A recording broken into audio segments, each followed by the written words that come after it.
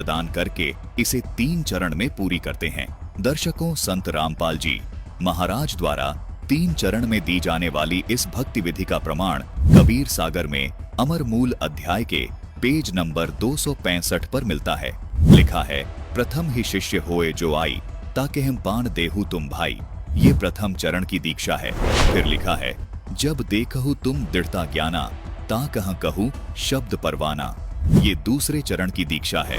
फिर लिखा है, शब्द माही जब निश्चय आवे, ता कहाँ ज्ञान अगाध सुनावे। ये तीसरे चरण की दीक्षा है। इससे स्पष्ट है कि स्वयं कबीर साहिब जी ने इस प्रकार 3 चरण में मंत्र दीक्षा देने की विधि बताई है। अब तक हमने देखा कि शिव जी न तो अविनाशी है, न सर्वशक्तिमान है, और न ही उनकी साधना से साधक को कोई विशेष लाभ प्राप्त हो सकता है। इन सभी बातों के ठोस प्रमाण हमें हमारे पवित्र शास्त्रों से मिलते हैं। हालांकि शास्त्रों के प्रकांड विद्वान माने जाने वाले कई धर्मगुरु शिव जी को सर्वशक्तिमान, अविनाशी, मृत्युंजय और स्वयंभू मानते हैं, लेकिन उनका यह विचार शास्त्रों के बिल्कुल विपरीत है, जिससे यह भी स्पष्ट होता है कि उन्हें शास्त्रों का ज्ञान नहीं है। इसलिए उन्होंने शास्त्रों के विपरीत शिव जी को अविनाशी और सर्वशक्तिमान बताया।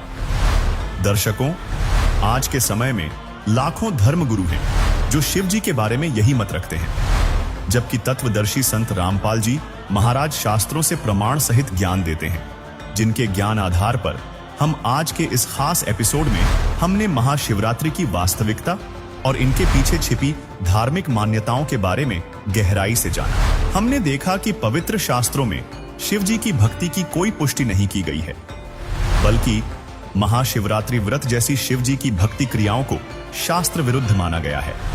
हमने यह भी समझा कि शिव जी स्वयं अविनाशी नहीं है और उनकी भक्ति से मोक्ष की प्राप्ति संभव नहीं है। अंततः हमने जाना कि हमारे धर्मगुरु हमें शास्त्रानुकूल ज्ञान प्रदान करने में असफल रहे हैं और केवल एक तत्वदर्शी संत ही सही मार्गदर्शन दे सकते हैं। यही तत्वदर्शी संत हमें पूर्ण परमात्मा की सच्ची भक्ति की ओर ले जाता है, जो हमें न केवल इस जीवन में बल्कि परलोक में भी मोक्ष की प्राप्ति कराता है। इसलिए यह आवश्यक है कि हम शास्त्रों के अनुसार साधना करें और तत्वदर्शी संत रामपाल जी महाराज के मार्गदर्शन में आदि सनातन भक्ति करें, ताकि हमें वास्तविक आध्यात्मिक लाभ प्राप्त हो सके, जिसकी संपूर्ण जानकारी के लिए प्रतिदिन अवश्य देखिए संत रामपाल जी महाराज YouTube चैनल पर तत्वदर्शी संत रामपाल जी महाराज के मंगल प्रवचन। आइए अब हम उन श्रद्धालुओं के अनुभव जानते हैं जो जगत गुरु तत्वदर्शी संत रामपाल जी महाराज जी से दीक्षा प्राप्त कर चुके हैं तथा उनके द्वारा बताए गए भक्ति मार्ग पर चल रहे हैं। सर नमस्कार। हाँ बोलिए सर। क्या नाम है जी आपका? मेरा वर्तमान जो नाम है राजेश मदनलाल भावसार, और इसके पहले मुझे रस सिद्ध योगीराज राजेश अद्वैत इस नाम से लोग जानते थे। सर आपकी क्या कहानी है? आज आप कैमरे के सामने आए हैं अपनी कहानी को लेकर के। बड़े बड़े साइंटिस्ट आपसे मिल चुके हैं, बड़े बड़े सिद्ध लोग आपसे मिल चुके हैं, लाखों की तादाद में अभी भी जो आज के जो साधु संत जिनको लोग मानते हैं, आज के जो साधु संत हैं वो आपसे मुखातिब होने के लिए, मिलने के लिए आतुर रहते हैं। सर आपकी क्या कहानी है, क्या बताना चाहेंगे आप? मैं लोगों को ये बताना चाहता हूँ, मेरे पास जो कई प्रकार की सिद्धियाँ थी। इससे पहले मैंने एक किताब लिखी है, देह सिद्धि, स्वर्ण सिद्धि और रस सिद्धि नाम की किताब लिखी है मैंने। क्या सर आप इसको कैमरे में दिखा सकते हैं? ये मेरी किताब है, देह सिद्धि, स्वर्ण सिद्धि और रस सिद्धि नाम की जो किताब है, इसको मैंने लिखी है। और ये मेरा आखिरी में ये फोटो भी है। इसको ये जगत विख्यात रस सिद्ध योगीराज राजेश अद्वैत ये नाम से लोग मुझे पहचानते थे। इसके आप ये फोटो देख सकते हैं। इसके पहले मेरी किस प्रकार की दाढ़ी थी।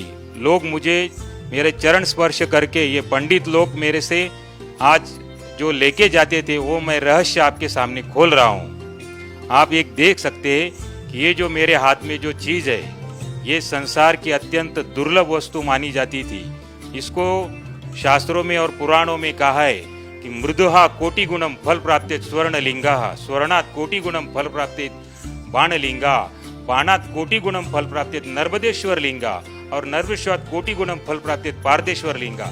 इसके आगे ये भी कहा है कि रसात् परतरम लिंग न भूतो न भविष्यति, इसका तात्पर्य ये कि सारा संसार आज जो शिवलिंग की पूजा कर रहा है, जिसको ये बताया जाता है कि मिट्टी से जो बना शिवलिंग होता है उससे करोड़ों गुना पुण्य फल प्राप्ति सोने के शिवलिंग के पूजन से प्राप्त होती है। इस श्लोक का अर्थ बता रहा हूं मैं आपको। और सोने से करोड़ों गुना पुण्य फल प्राप्ति, जो दूसरे ग्रह से जो उल्का आती है उसका जो पत्थर, उस पत्थर से जो लिंग बनाया जाता है उससे करोड़ों गुना पुण्य फल प्राप्ति होती है। और उससे भी करोड़ों गुना पुण्य फल प्राप्ति जो नर्मदा नदी में निसर्गता तैयार हुआ मिलता है उससे प्राप्ति होती है। और उससे भी करोड़ों गुना पुण्य फल प्राप्ति ये जो पारे से बना हुआ संसार का अत्यंत दुर्लभ पारद शिवलिंग, ये जो आपको दिखा रहा, इससे प्राप्त होती। इसको कहा है शास्त्रों में कि रसात परतरम लिंग न भूतो न भविष्यति। ये पारे का शिवलिंग है, आप देख सकते हैं। सर इसकी महत्वता क्या है? आपने जो ये बनाया है शिवलिंग, सर इसकी महत्वता क्या है? पारा मतलब कौन सी धातु है, मतलब क्या है इसकी कहानी? सर मैं आपको दिखाता हूँ पारा, एक मिनट में। ये जो आप देख रहे हैं सर कि ये जो है ना, ये इसको मर्क्यूरी बोला जाता है और ये हाथ में नहीं उठाया जाता है। इसको जो है भगवान शिव का वीर्य कहा है। ये जो देख रहे हैं आप, ये जो बिजली के समान तेजस्वी अत्यंत दैदीप्यमान जो पदार्थ देख रहे हैं, इसको भगवान शिव का वीर्य बताया है। और ये संसार का अत्यंत दुर्लभ वस्तु और पूर्ण पृथ्वी तल पर एक जीवित धातु माना जाता है इसको। और वैज्ञानिक दृष्टिकोण से भी इसको अलाइव मेटल कहा गया है। इसमें सभी धातुओं को समाने की क्षमता है इसमें। और इससे बना ये शिवलिंग है जो आज संसार का अत्यंत दुर्लभ माना जाता है। मगर जिस दिन से मैंने संत रामपाल जी महाराज की किताब पढ़ी, उसमें दिया है कि अंध श्रद्धा भक्ति खतरा ये जान, ये जो किताब पढ़ी उसमें पारस या अनेक शिवलिंग के बारे में जो बताया है कि मैं भी इस प्रकार का पहले जानता था कि ये ब्रह्मा और माया का मिलन है, इस प्रकार मैं समझता था। यानी हम लोग पूजा किस चीज की कर रहे हैं और क्या चीज की पूजा करना चाहिए, इस प्रकार का ज्ञान संत रामपाल जी महाराज की किताब पढ़ने से मिला। और मैं इसके माध्यम से अमर बनने की ख्वाहिश लेके बैठा था कि मैं अमर बन जाऊं, क्योंकि ये विज्ञान में आगे चल के इस प्रकार का भी समावेश किया गया है कि इससे व्यक्ति अमर बनता है। मगर ये बात तब मुझे गलत लगी कि मुझे ही डायबिटीज हो गया और मैं मलाई घी चावल ये खाने में असमर्थ था। तब मुझे आहत निकली मेरे अंदर से कि हे परमात्मा, तुम जहाँ भी कहीं बैठे हो मेरे अंदर की आवाज सुनो आप। सर ये जो पदार्थ आपके पास है, सर इस पदार्थ से तो कोई भी शिवलिंग बना सकता है, इसमें बड़ी बात क्या है? नहीं सर, ये इसको जो है ना, ये आम व्यक्ति नहीं बना सकता। इस प्रकार का और भी एक मैं शिवलिंग बनाया करता था जिसको भूखा पारसमणि कहा जाता है। नहीं, जो आपके पास ये जो पदार्ठ है, ये जो लिक्विड पदार्थ है, इसको गर्म करके या ठंडा करके या किसी क्रिया के द्वारा इसको ठोस नहीं बनाया जा सकता? नहीं सर, ये जो है इसको 662 डिग्री पर आप हीट देंगे तो ये इवापोरेट हो जाता है, कपूर के जैसा उड़ जाता है। इसको गर्म करने से भी आप बांध नहीं सकते। संसार की ऐसी कोई चीज नहीं है। रावण के संहिता में बताया गया है कि ये तंत्र की आखिरी क्रिया मानी जाती है। भारत को जड़ी बूटियों के माध्यम से और तंत्र के माध्यम से बांध देना और इसको ये सुवर्ण खाने में सक्षम है, ऐसे बना देना। सर आपने कहा कि ये स्वर्ण खाने में सक्षम है, सर इस बात का क्या मतलब निकाले? ये जो इस प्रकार का जो लिंग बनता है, तो इसको आप स्वर्ण अगर इसको टच करते हैं तो ये स्वर्ण अपने आप में खा जाता है। इस प्रकार का भी एक शिवलिंग बनता है। और ये जो शिवलिंग है, इसको आप अगर स्वर्ण स्पर्श करेंगे तो ये अपने आप में व्हाइट बना देता है। कौन विश्वास करेगा सर इस बात पे? आप देख सकते हैं, लाइए आप कोई चीज है तो। सर इससे पहले हम आपसे ये जानना चाहेंगे, ये जो सोना आपके हाथ में है ये व्हाइट हो जाएगा, मतलब ये सोना नहीं रहेगा? इसके घिसने से सोना नहीं रहेगा। ये इस अपने गुण ये दूसरे में उतार देता है और इसको भी व्हाइट कर देता है सोने को। आप देख सकते हैं कि मैं इसको स्पर्श करा रहा हूँ और आप देख सकते हैं इसको। ये देखो, ये देखिए आपके सामने मैं बता रहा हूँ कि आप दूसरा कोई भी पेंट इसको लगा सकते हैं, ये सोने को नहीं पकड़ता है, क्योंकि सोना जो चीज है वो अपने आप में अलग होता है। इसका मतलब तो ये हुआ कि जैसे पारस पत्थर होता है जो लोहे को सोना बना देता है, तो इसने सोने को लोहा बना दिया एक किस्म से। नहीं, ये नहीं कह सकते हम, मगर कि जो दूसरा आता है इसमें से, जो ये सोने को खाता है, भूखा पारस मणि, बुभुक्षित पारस कहते हैं इसको, तो ये स्वर्ण खा जाता है। और ये इसकी जो क्षमता है वो कितना पचा जाएगा अपने में सोना, इसका कोई अंदाजा नहीं रहता है। आपका कहने का मतलब है कि आप में इतनी सारी सिद्धियां हैं या आप इतनी विद्याओं को जानते हैं कि आप वो भी चीज़ बना सकते हैं जो लोहे को सोना बना सकती है या फिर सोने को खा सकती है, वो आपने बना ही दिया। हाँ जी, मैं कुंभ मेले में भी जो है मेरे पास गाड़ी भर भर के ये जो नागा साधु वगैरह सब लोग आते थे, और मैं ये पारे के माध्यम से चांदी बनाने का प्रोग्राम दिखाया करता था कि ये सारी चीज़ रखी हुई है और इनसे आप ये चीज़ इसमें डालेंगे तो इस प्रकार का सोना चांदी ये मैं बना के खुद लाभ देता था लोगों को। मगर जिस दिन मुझे ये समझ में आ गई कि ये जो ज्ञान जो है ये अधूरा है, संत रामपाल जी महाराज जी का मैंने सत्संग देखा टीवी पे, और उसमें वो बता रहे थे, उंगली घुमा के ऐसे बता रहे थे कि ये ब्रह्मा विष्णु महेश भी नाशवान है और इनकी भी जन्म मृत्यु होती है। तो मुझे मेरी पैर के नीचे की जमीन खिसक गई कि ये जिसको मैं अमरता का अपने खुद अमर होने के लिए मैं इनकी पूजा लेके बैठा था और इनसे मिलने वाले लाभ को तो क्षणिक लाभ बोला है। तो ये शब्द मैं सुनकर बहुत ही परेशान हो गया मैं कि ये बात कुछ बिगड़ रही है, ये मेरे समझ में आ गया। और तब मैंने वो ध्यान से सब सत्संग सुना, और सत्संग में उन्होंने बताया कि भगवती पुराण पाठ नंबर 123 पे उन्होंने बताया कि ये ब्रह्मा विष्णु महेश इनकी भी जन्म मृत्यु होती है। सर, आपने अपने आप को विश्वविख्यात बताया, तो हम आपसे जानना चाहेंगे तो आप कहाँ से विश्वविख्यात हो गए? ऐसे कौन से लोग आपको मिले जिस आधार पे आप ये कह रहे हैं कि मैं विश्वविख्यात था? किन किन लोगों से मुलाकात हुई आपकी इस दौरान जब से आपने ये विद्याएं सीखी है, इतने बड़े बड़े कारनामे आपने करने सीखे हैं? सर 1996 में वर्ल्ड पीस कॉन्फ्रेंस हुआ था, उसमें मैंने कई साइंटिस्टों के साथ डिस्कशन किया और उसमें अमेरिका के डॉक्टर ECG सुदर्शन, जिन्होंने कई आइंस्टाइन की सिद्धि फ्लॉप कर दी है। सर, बोलने को तो कुछ भी बोल सकते हैं, इस बात का प्रमाण है आपके पास? जी हाँ, मेरे पास फोटोग्राफ्स है, आप देख सकते हैं। ये देखिए, ये वर्ल्ड पीस कॉन्फ्रेंस 96, इसमें ये कौन है सर? ये डॉक्टर ECG सुदर्शन, जिन्होंने कई आइंस्टाइन की थ्योरी फ्लॉप कर दी है, और इनको भी मैंने डिस्कशन बताया था, और ये भी शुरू में नहीं मान रहे थे कि इस प्रकार का कोई होता है चीज़। तो जब इनको प्रमाणों के साथ मैंने ये सब चीज़ें बताई तो उन्होंने भी ये लोहा मान लिया कि सचमुच ये जो आप बता रहे ये सही ज्ञान है। इसके अलावा किन लोगों से आपकी मुलाकात हुई जिसके आधार पर हम ये मान सकें कि वास्तव में आप एक ऐसे महत्वपूर्ण व्यक्ति हैं जिस व्यक्ति पर विश्व के विख्यात लोगों ने भरोसा किया, या आपसे मुलाकात करने के लिए वो लोग आतुर रहे, कि आपने एक ऐसी बड़ी खोज की है, या फिर जड़ी बूटियों के माध्यम से आपने एक ऐसा यंत्र बनाया है जिसको लोग सपने में भी नहीं सोच सकते कि ऐसा हो सकता है? सर, जैसे आप देख रही है हाई कमिश्नर ऑफ टांजानिया, इस प्रकार के कई जो दलाई लामा वगैरह, इन सब लोग। दलाई लामा से भी आपकी मुलाकात हुई है? हाँ जी, वर्ल्ड कॉन्फ्रेंस में आए थे, उन लोगों से भी डिस्कशन हुआ मेरा। और जो ये किताब में बता रहा था उनको कि इस जो ज्ञान के ऊपर चर्चा कर रहा था, जैसे वो लोग नाथ संप्रदाय को सिद्ध मानते थे और उसमें क्या लिखी बात है वो उनको समझ में नहीं आती थी। उनको मैंने कहा कि मेरे पास ऐसा ऐसा ज्ञान मैं हिमालय में रह के सीख के आया हूँ, मैं 8 साल मैंने हिमालय में रहा हूँ और कई प्रकार का ज्ञान हस्तगत किया है, मगर उनको ये भरोसा नहीं होता था कि हमने पहले ही ज्ञानेश्वरी पढ़ रखी है, PhD कर रखी है, आप क्या नया बताएंगे। तो मैंने उनको एक श्लोक बोला, तोरस मोरस गंधक पारा, जिन वीचे दीजे नाम सहारा, नाग मार नागिन को दे, गोरख कहे खप्पर भरी कंचन ले। इस दोहे का आप ट्रांसलेट करके बताइए तो मैं आपको मान लूंगा कि आपने PhD की है। तो उनको वो बता नहीं सके, क्योंकि ये जो पूरी रासायनिक क्रिया है और केमिकली क्रिया है कि इसके माध्यम से, पारे के माध्यम से सोना बनाया जा सकता है।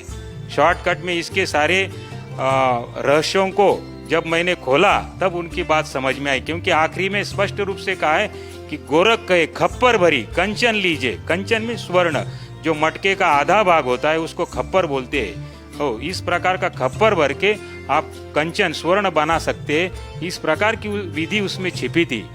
मगर इतना होने के बावजूद, ये सब होने के बावजूद भी मैं आपको बता रहा हूँ, समाज को बता रहा हूँ कि इस प्रकार के जो हम लोग शिवलिंग के ऊपर आश्रित हो गए, तो ये अपने आप में ये यूजलेस और इसका कोई मूल्य नहीं है अपने जीवन में, ये आप समझ लीजिए। क्योंकि इससे क्षणिक लाभ प्राप्त होता है, लाभ तो होता है मगर क्षणिक लाभ प्राप्त होता है। और इसकी इतना जितने ये स्वामी है उतने मनुष्य की एक श्वास की कीमत संत रामपाल जी महाराज ने बताई है कि मानुष जन्म दुर्लभ है, ये मिले न बारंबार, जैसे तरुवर से पत्ता टूट गिरे बहुर न लगता डार। जब ये अपनी कीमत मुझे समझ में आ गई तो मैंने इस यूजलेस इन सब चीज़ों को मैंने छोड़ दिया। आज भी मेरे से लोग संपर्क करते हैं और जब मैं इनके बारे में चर्चा करता हूँ तो लोगों की इच्छा होती है सीखने के लिए। सर, जिस चीज़ को आप ये कह रहे हैं कि ये इतना मूल्यवान वस्तु नहीं है जितना संत रामपाल जी महाराज जी ने मूल्यवान वस्तु आपको दी है, लेकिन एक समय था जब शिक्षा मंत्री आपके साथ खड़े होकर के फोटो खिंचवा रहे हैं और आपको विश्वविख्यात मानते हुए आपकी जो साधना है, जो अपने सिद्धियों के द्वारा या जो आपने योग क्रियाओं के माध्यम से जो ये वस्तु आपने बनाई है उसका महत्व समझते हुए वो शिक्षा मंत्री आपके साथ फोटो खिंचवा रहे हैं, तो कहीं ना कहीं हम ये तो नहीं कह सकते कि ये अंधविश्वास है। जरूर आपने ऐसे किसी चीज़ की खोज की है जो अपने आप में एक महत्वपूर्ण है, लेकिन आज आप ये कह रहे हैं कि इससे भी महत्वपूर्ण चीज़ वो है जो संत रामपाल जी महाराज जी ने आपको दी है। तो क्या आप दर्शकों को ये भी दिखाना चाहेंगे कि शिक्षा मंत्री जी आपके साथ फोटो खिंचवा रहे हैं और उस मुलाकात के क्या मायने निकलते हैं? सर, ये कौन है? ये जी सर अमरीश पटेल जी है, ये शिक्षा मंत्री है और इस प्रकार का जो ज्ञान समेटे हुए मेरे पास कई लोग जो आते थे। सर देखिए, ये तो शिक्षा मंत्री है, लोगों तक शिक्षा पहुंचाने का कार्यभार इनके ऊपर है, ये भी आपके साथ खड़े हैं, तो कहीं ना कहीं ये तो मान सकते हैं हम कि ये अंधविश्वास तो है नहीं, ना ही हम ये कह सकते हैं कि ये आम समाज के लिए यूजलेस चीज़ है। तो इनके साथ जब आपकी बातचीत होती है तो क्या बातचीत होती है आपकी इनसे, और आप इनको भी क्या संदेश देना चाहेंगे? ये भी अपने आप में ये माने बैठे थे कि ये जो चीज़ है यही लास्ट स्टेज है किसी भी वस्तु को एक ऐसे मुकाम पर पहुंचने के लिए जिससे लोगों को प्रभावित किया जा सके। सर, मुझे परमात्मा चाहिए था और इन सब चीज़ों से परमात्मा प्राप्त नहीं हो सकता है, ये मेरे ध्यान में बात आ गई। और जब मैंने ये संत रामपाल जी महाराज का ज्ञान बारकाई से अध्ययन किया, क्योंकि इसके पहले मैं तो सारा कुछ पढ़ चुका था, आयुर्वेद, कर्मकांड, ज्योतिष, मीमांसा, परा विज्ञान, पारद विज्ञान, कई प्रकार की सिद्धियों को कर चुका था। ये सब करने के बावजूद मुझे ये तो ज्ञान हो गया था कि संत कौन है, क्योंकि बाकी सारी संत तो जो धन के लालची होते हैं और मैं इस प्रकार की सिद्धियां उनके सामने दिखाता था तो वो कुछ भी देने के लिए और समर्पित करने के लिए तैयार हो जाते थे। इवन ब्राह्मण लोग भी मेरे पैर छू के वो मेरे से शिवलिंग 1100 रुपये का शिवलिंग आगे 11,000 में बेचते थे। तो इस प्रकार का वो सब लोग करते थे और ये ज्ञान मुझे प्राप्त होने पर संत रामपाल जी महाराज का जो अद्भुत ज्ञान है, अलौकिक ज्ञान है, इसके आगे कोई नहीं। क्योंकि शास्त्रों में एक वाक्य लिखा है कि गुरु बिन वेद पढ़े जो प्राणी, समझे ना सार रहे अज्ञानी। अगर ये लाइन किसी पे सूट होती है तो केवल वो संत रामपाल जी महाराज है और इनसे बड़ा कोई गुरु नहीं है। क्योंकि मैंने इस सत्संगों में इनकी जो टीवी के ऊपर जो बात देखी, इनमें जो दमखम है वो किसी गुरु में नहीं है। सर, हम आपसे ये प्रश्न भी नहीं पूछ सकते कि संत रामपाल जी महाराज जी से नाम दीक्षा लेने के बाद आपको लाभ क्या मिले, क्योंकि जिन लाभों को लेकर के हम धर्मगुरुओं के पास जाते हैं, कहने का मतलब है कि धन प्राप्ति के लिए, तो आप लोहे को सोना बना सकते हैं, सोने को लोहा बना सकते हैं, यहाँ तक कि आप सोने को भस्म कर सकते हैं। इतनी सारी चीज़ें आपके पास है, इतनी सारी विद्याओं को आप जानते हैं, तो हम ये तो नहीं कह सकते कि किसी लोभ में या धन प्राप्ति के लिए आप संत रामपाल जी महाराज जी से जुड़े हैं। तो सर, आप संत रामपाल जी महाराज जी से जुड़े क्यों हैं? क्योंकि धन की कोई कमी आपके पास नहीं, क्योंकि आपके पास विद्या एक ऐसी है कि लाखों की तादाद में आज भी धर्मगुरु आपसे मिलने के लिए आतुर हैं कि आप उनको ये सिद्धि सिखा दें, वो भी इस सिद्धि के द्वारा धन प्राप्ति कर सकें। तो सर, फिर आप क्या कहना चाहेंगे, संत रामपाल जी महाराज जी से जुड़ने के पीछे का क्या कारण है? संत रामपाल जी महाराज का जब मैंने बारकाई से अध्ययन किया तो ये पूरे शास्त्रों के अनुसार सब चीज़ बताते हैं जो हमें पहले समझ में नहीं आती थी। क्यों इन्होंने वो बारकाई से सब बताया है कि गीता अध्याय 7 उसमें 12 से 15 में बताया उन्होंने कि रजोगुण ब्रह्मा जी, सतुगुण विष्णु जी, तमोगुण शिव जी, इनसे मिलने वाले क्षणिक लाभ के ऊपर जो मनुष्य प्राणी इन पे आश्रित है वो मूढ़ है, वो मूर्ख है, वो मनुष्यों में नीच है और वो राक्षस तत्व का जान। इस प्रकार की जो इस गालियाँ ही समझो, ये मेरे को अपने आप में बहुत लग गई और जिसको ये लग जाती है तो वो अपने आप में ये बदल जाता है। तो ये सचमुच मैंने ये सब देखा और मुझे सच में दिखाई दिया कि हम भी पूजन किसका करते हैं, एक योनि और लिंग का, ये कोई बात है? ये यूजलेस और बकवास मानी जाती है ये। सर हम वर्तमान की स्थितियों को देखते हैं तो लाखों की तादाद में लोग कावड़ को लेकर आते हैं और करोड़ों की तादाद में शिव भक्ति की जाती है, भारत देश में ही नहीं पूरे वर्ल्ड में। और वो लोग जब कावड़ लेकर आते हैं, गंगा जल लेकर आते हैं और शिवलिंग पर चढ़ाते हैं, लेकिन आप ये कह रहे हैं कि एक ऐसी पवित्र वस्तु से आपने शिव के वीर्य से एक ऐसी वस्तु का निर्माण किया जिसको आपने बताया कि रावण क्रिया योग में उसको सबसे श्रेष्ठ माना गया है, और आप उसको भी ये कह रहे हैं कि ये यूजलेस है। तो आप उन शिव भक्तों को क्या संदेश देना चाहेंगे इसके बारे में? मैं शिव भक्तों को ये बता रहा हूँ कि इसमें ये भी कहा है, लिंग सहस्रश यत् फलम सम्यक अर्जनात् तत्फलम कोटि गुणितम रसलिंगार्चनात् भवेत् ब्रह्म हत्या सहस्राणि च गो हत्या शतानि च तत्क्षण द्विलयांति रसलिंगस्य समर्पित। मतलब इससे महान शिवलिंग पूरे संसार में नहीं कोना। आगे तो ये बताया इसका पुण्य लाभ होता है, इससे श्रेष्ठ माना जाता है। और ये शिवलिंग प्राप्त करके, ये विद्या मैं प्राप्त करके भी मैं आप लोगों को बता रहा हूँ कि ये जो ज्ञान है इससे ज्यादा मनुष्य की एक श्वास की कीमत है। कि कहता हूँ कहीं जात हूँ, कहूँ बजा कर ढोल, श्वास जो खाली जात है ये 3 लोक का मोल। और ये ब्रह्मा विष्णु महेश भी ये 3 लोक के अधिपति है, स्वर्ग पृथ्वी और पाताल के अधिपति है। आप समझो आप किस चीज की पूजन कर रहे। हे मानव जगत, आप जागो कि ये संत रामपाल जी महाराज जो दिखने में सामान्य से दिखते, ये कोई साधारण व्यक्तित्व नहीं है, ये आए हुए परमात्मा ही है। आप इनको परखो, इनके ज्ञान को समझो। और ऐसी किसी में हिम्मत नहीं है कि जो कहते त्रिदेव की भक्ति उनकी कभी ना होए मुक्ति, ये बताने वाले संत रामपाल जी महाराज ही है। सर एक समय था जब आप घर से निकले तो आपकी इच्छा ये थी कि किसी भी तरह से अमर हुआ जाए, कि एक ऐसी विद्या प्राप्त की जाए, एक ऐसी भक्ति प्राप्त की जाए जिससे मैं अमर हो जाऊं, कभी भी ना मरूं।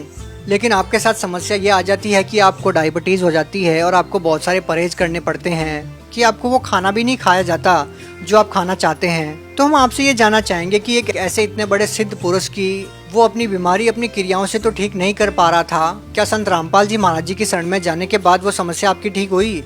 हाँ जी, जैसे ही मैंने संत रामपाल जी महाराज जी से दीक्षा ली तो मुझे अपने आप में समझ में आया कि मेरे शरीर में कोई परिवर्तन हो रहा है। और इस प्रकार का परिवर्तन हुआ तो धीरे धीरे ये सब चीज़, मैं पहले मलाई खाता नहीं था और चावल नहीं खाता था और दूध भी पीने से मुझे डर लगता था। तो ये जैसे ही मैंने दीक्षा ली तो मेरे अंदर एक प्रचंड परिवर्तन होते गया और आज मैं सभी तरह की चीज़ें खा सकता हूँ, पी सकता हूँ। और यही मेरे लिए बहुत ही आनंद की बात है कि मेरा स्वास्थ्य लाभ हो गया, मैं सुदृढ़ हूँ और किसी प्रकार की आज बीमारी नहीं है मुझे, क्योंकि धन का सुख ये सबसे बड़ा सुख है। तो ये चीज का भी ज्ञान संत रामपाल जी महाराज ने ही बताया, तन दर सुखिया कोई न देखा, जो देखा सो दुखिया हो। ये बात सत्य लागू पड़ती है कि समाज को ये ज्ञान न होने के वजह से वो इन चीजों के पीछे दौड़ रहा है। सर देखिए, हिंदुस्तानी नहीं दुनिया की आधी आबादी चमत्कार के ऊपर आश्रित रहती है और चमत्कार दिखाने वाले पुरुष को वो भगवान मानने लग जाती है। जो आप सहज में ही लाखों लोगों का प्रतिनिधित्व कर सकते थे, आप लाखों लोगों को भ्रमित कर सकते थे यदि आप चाहते तो। जैसे कि हम उदाहरण ले तो लाखों की तादाद में अभी भी छोटे छोटे जो धर्मगुरु हैं वो लाखों लोगों को भ्रमित किए हुए हैं। ऐसे ही हम एक उदाहरण देखते हैं तो एक साईं बाबा नाम से महाराष्ट्र में एक संत हुए हैं जो करोड़ों लोगों को अपना शिष्य मानते हैं और करोड़ों लोग अपना उनको एक इष्ट देव के रूप में देखा है। और सचिन तेंदुलकर, लता मंगेशकर जैसे लोग उनके शिष्य रहे हैं। ऐसे ही चमत्कारिक विधियों के द्वारा उन्होंने लाखों लोगों का प्रतिनिधित्व किया है। तो सर हम आपसे जानना चाहते हैं कि आप उन लोगों के लिए एक माकूल जवाब है जो उन बाबाओं को अपना इष्ट देव मानते हैं और उन बाबाओं के ऊपर आश्रित हो जाते हैं। आप उन लोगों को क्या कहना चाहेंगे जो केवल चमत्कार को ही नमस्कार करते हैं? जो कि आपने चमत्कार को नमस्कार नहीं, आपने भक्ति को तवज्जो दी है और आपने संत रामपाल जी महाराज जी को अपना गुरु बनाया है। सर, संत रामपाल जी महाराज में जो बात है वो आज तक किसी धर्मगुरु ने ये बात दिखाई नहीं, क्योंकि उन्होंने जो भी बात बताई है पूरा भगवत गीता के अनुसार, वेद शास्त्रों के अनुसार, उसमें उन्होंने ये बताया कि कबीर देव ये भगवान है, ये सोम प्रभु है, अमर परमात्मा है। और जब ये बात भी मुझे लग गई, क्योंकि ब्रह्मा विष्णु महेश तो नाशवान है और ये अमर परमात्मा तो ये है, तो जब से मैंने ये बात सुनी, क्योंकि मेरे अंदर वो जिज्ञासा ही थी कि अमर बनने की जिज्ञासा, तो ये जिज्ञासा से लेकर मैं उन बातों की खोज करता गया, और जो संत रामपाल जी महाराज ने जो बातें बताई है तो वो 100% 1001% सत्य बात है, और इससे बड़ी कोई बात नहीं दिखती मुझे। सर, इसमें कोई संदेह नहीं है कि आपके अनुभव को सुनकर के लाखों की तादाद में लोग प्रभावित होंगे, लेकिन साथ में ही उनके जहन में सवाल ये भी आएगा कि जिस संत से आप जुड़े हैं वो अभी जेल में है, तो वो कैसे उस संत से नाम दीक्षा ले सकते हैं जो जेल में है? वो कैसे उन लोगों के जो कष्ट हैं, उनके जो दुख हैं वो दूर कर पाएंगे? इसमें संत रामपाल जी महाराज ने पूरे वर्ल्ड में हर डिस्ट्रिक्ट में उनके सेंटर है, जो नीचे जो पीली पट्टी आती है। सर, सेंटर है वो ठीक है, लेकिन लोगों को ये विश्वास ही नहीं हो पाएगा कि जो संत खुद जेल में है वो दूसरे लोगों को राहत कैसे दे पाएंगे। ऐसा होता है कि जो संत होते हैं उनमें सिद्धि होती है, और वो सिद्धि वाचा सिद्धि होती है।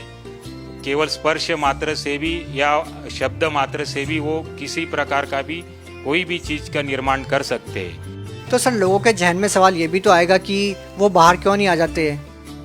ये एक तरीका होता है कि किस प्रकार क्या चीज करनी है वो संत ही समझ सकते हैं। बाहर आने का मतलब ये तो नहीं कि वो कुछ कार्य नहीं कर रहे, वो वहाँ बैठे बैठे ही सब कार्य कर सकते हैं। और तत्व ज्ञान के हिसाब से या दिव्य दृष्टि से अगर हम देखा जाए तो ये जिस ब्रह्मांड में हम लोग रह रहे, तो ये ब्रह्मांड ही हम त्रिगुणमयी माया से बंधा हुआ है, और सभी हम लोग जेल में हैं, और इस जेल से ही छुटवाने के लिए वो आए हैं। तो जो एक दृष्टि से अगर देखा जाएगा कि इनको जेल में रहते हुए भी जो आस्था इन पे बना लेगा और समझ लेगा, तो वो बूमरैंग करके वो चीज आती है तुम्हारे ऊपर, और उस बूमरैंग के हिसाब से यहाँ से छूटने के लिए तुम्हें भी मदद मिलती है।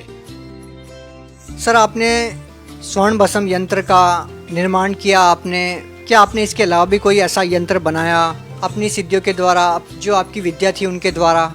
हाँ जी सर, ये जो आज देख रहे पूरा सभी गुरु इस यंत्र के ऊपर अपना महत्व जमा लेते हैं। इसको महालक्ष्मी यंत्र का श्री यंत्र कहा जाता है, और इसमें भी क्या चीज छिपी है, इसमें इस महालक्ष्मी के भी यंत्र में हिरण्यवर्णाहरणी जात वेदो त्वाम लक्ष्मी आओ, तो इसमें भी पारे के माध्यम से सुवर्ण क्रिया करने की विधि छिपाई गई है, और वो किसी को न मालूम होने की वजह से लोग इसको घी का दीपक लगाते हैं और इसका पूजन करते हैं। ये यूजलेस है। उसमें क्रियाओं को समझ के और उसके अनुसार करने से, और ये सभी चीजें जो है तो किसी को वो समझ में नहीं आती है, तो इसलिए गुरु संसार में करना आवश्यक है। सर, आपने जो यंत्र बनाया था उस यंत्र ने सोने की धातु को अपने रंग में बदल दिया, लेकिन सर लोगों को शंका ये हो सकती है कि आपके हाथ में कोई और वस्तु हो, या आपने जिस सोने को वाइट किया है वो वाइट वस्तु कुछ और हो। तो लोग आपसे ये जरूर जानना चाहेंगे कि अगर वो सोना आपके पास लेकर आते हैं तो क्या उस धातु से आप उसको भी वाइट कर सकते हैं? हाँ जी, बिल्कुल, कभी भी कहीं भी ये चीज हो सकती है। तो आपके जो कहने का मतलब है कि आपने अभी तक जो क्रियाएं की, आपने जो विद्या सीखी वो बिल्कुल यूजलेस है, और सही जो चीज है वो संत रामपाल जी महाराज जो भक्ति बता रहे हैं वो है। हाँ जी, बिल्कुल ये ऐसा ही है, क्योंकि संत रामपाल जी महाराज ने जो जो बातें बताई है आज तक संसार में किसी गुरु ने नहीं बताई है। उन्होंने गुरु ग्रंथ साहिब के अनुसार भी सिद्ध कर दिया कि हक्का कबीर करीम तू बे एब परवरदिगार, कि ये कबीर साहिब ये सोम परमात्मा है और ये अमर परमात्मा यही परवरदिगार है। सर, आपने शिव भगवान को मानने वाले लोगों को एक संदेश दिया कि आप जो साधनाएं कर रहे हैं वो साधनाएं करने की नहीं है, संत रामपाल जी महाराज जी से नाम दीक्षा लो। तो क्या ये माना जाए कि संत रामपाल जी महाराज शिव भगवान की या देवी देवताओं की भक्ति छुड़वाते हैं? नहीं, संत रामपाल जी महाराज तो ये बताते हैं कि जैसे तहसीलदार साहब है, कलेक्टर साहब है, मंत्री साहब है, मुख्यमंत्री साहब है, प्रधानमंत्री साहब है और राष्ट्रपति साहब है, तो ये भी अपने स्तर के साहब है। साहब यानी स्वामी प्रभु है ये। और तहसीलदार को अगर हम राष्ट्रपति कहेंगे तो ये बात गलत हो जाती है। वो इतना ही समझा रहे कि तुम तहसीलदार को तहसीलदार ही साहब बोलो। तो ये जो है ये अपने स्तर के प्रभु है, तीन लोक के अधिपति, तीन लोक के भगवान है। सर, संत रामपाल जी महाराज जो है देवी देवताओं की भक्ति छुड़वाते नहीं है, तो ये तो उन देवी देवताओं के मंत्र प्रदान करते हैं जिससे ये देवी देवता भी किस प्रकार लाभ पहुंचा सकते हैं। लेकिन सर लोग मंत्र तो कर रहे हैं ना, ओम नमः शिवाय वगैरह, भक्ति तो कर ही रहे हैं। तो ये जो है ये मंत्र शास्त्र प्रमाणित नहीं है। संत रामपाल जी महाराज भगवत गीता खोल के बताते हैं कि उसमें तो केवल बताया मुझ माम ब्रह्म का केवल ओम एकाक्षरीति मंत्रम, उसमें बताया है कि वो बताते हैं कि संत रामपाल जी महाराज बताते हैं कि ओम मंत्र इसमें बताया, फिर ओम नमः शिवाय कहाँ बताया है। तो आपके कहने का मतलब ये है कि संत रामपाल जी महाराज जी देवी देवताओं के जो मंत्र बताते हैं वो शास्त्रों के अनुसार है और उन्हीं मंत्रों को करने से देवी देवता लाभ दे सकते हैं। जी हाँ, बिल्कुल। संत रामपाल जी महाराज जो बता रहे उन्हीं के अनुसार भक्ति करने से ही लाभ होगा। अंत में सर आप भगत समाज को क्या संदेश देना चाहेंगे? मैं समाज को ये प्रार्थना कर रहा हूँ, हृदय से प्रार्थना कर रहा हूँ कि आप इन चीज़ों के पीछे ना दौड़े, ये शिवलिंग के पीछे ना दौड़े, क्योंकि इससे संसार की श्रेष्ठतम वस्तुएं मैंने निर्माण कर रखी थी और इसके ऊपर कोई चीज़ नहीं है।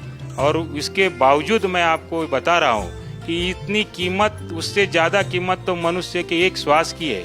और ये फिजूल में इन चीज़ों के पीछे दौड़ने से अपना अमर शरीर प्राप्त करने के लिए, मोक्ष प्राप्त करने के लिए अगर कोई चीज़ करना चाहते हैं तो केवल संत रामपाल जी महाराज जिनका आप सत्संग देखो, रोज़ साधना टीवी पे 7:30 बजे आता है, आप ये सत्संग को रोज़ देखो और नीचे जो पीली पट्टी आती है उसके ऊपर नंबर डायल करके आप वहाँ पे संदेशा भेजो।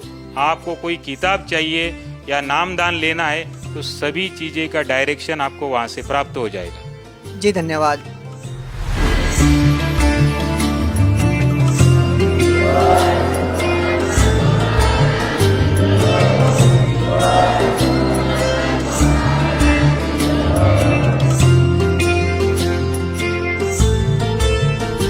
आप सुन रहे थे जगत गुरु तत्वदर्शी संत रामपाल जी महाराज जी के मंगल प्रवचन। अधिक जानकारी के लिए विजिट कीजिए हमारी वेबसाइट www.jagatgururampalji.org। संत रामपाल जी महाराज जी के शुभ आशीर्वाद से पूरे विश्व भर में 500 से भी ज्यादा नाम दीक्षा केंद्र हैं, जिन पर संत रामपाल जी महाराज जी द्वारा ऑनलाइन निशुल्क नाम दीक्षा दी जा रही है। अपने नजदीकी नाम दीक्षा केंद्र का पता करने के लिए संपर्क करें 8222880541।